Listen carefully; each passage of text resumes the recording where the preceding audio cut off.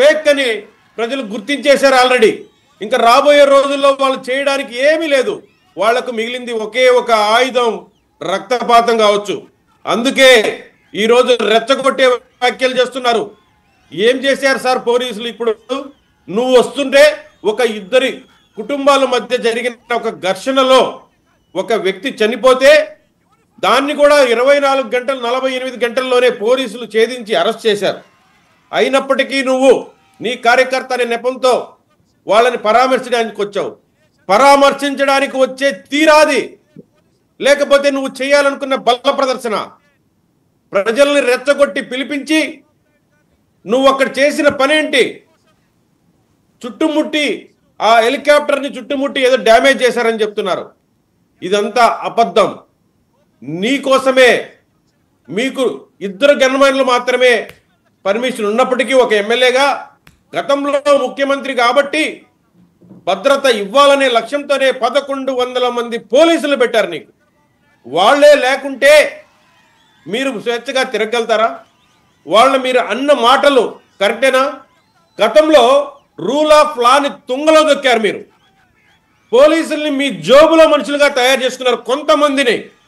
అలాంటి వాళ్ళని అప్పుడే ఎత్తి చూపించాం, పద్ధతిగా ఎత్తి చూపించాం.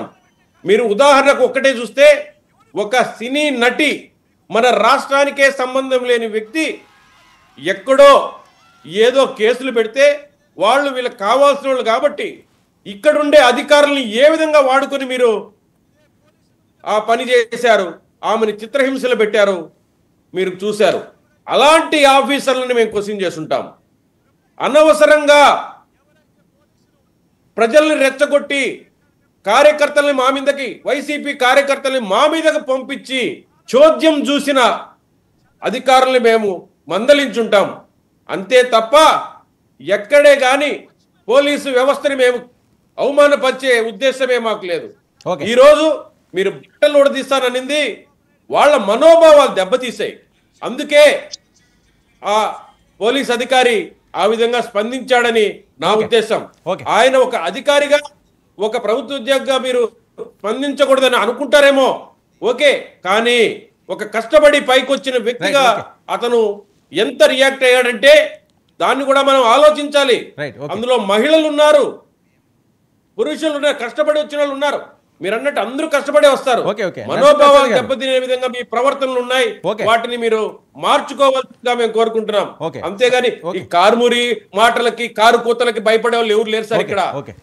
కారు కూతలకి ఆయన చట్టంలోనే చెప్పాడు, సన్నాసులు అంటే ఎర్రి పప్పులంటే అదేదో బుజ్జి కన్నా మీరు అన్నారు మొదట్లోనే ఉపోద్ఘాతం అని చెప్పారు. బాగా చాలా చక్కగా గడ్డి పెట్టారు ఆయనకి. అప్పుడే దాంట్లో ఇప్పుడు కూడా అంటారు ఈ నరకడం అంటే నేను అట్టనలేదు సార్, దాని మీనింగ్ కాళ్ళు పట్టుకోవడమనో, కాళ్ళు నాకడమనో ఏదో ఒకటి చెప్పి తప్పించుకుంటాడు ఆయన. ఆయన మాటలు ఇక్కడ ఎవడు సీరియస్ గా తీసుకోరు. చట్టం చేస్తుంది, చెప్పాల్సిన బుద్ధి చెప్తుంది. ఓకే, శాంతిప్రసాద్ గారు, ఏంటి గుడ్డలు ఉడదేయడం ఏంటి, ఈ నరకడాలు ఏంటి?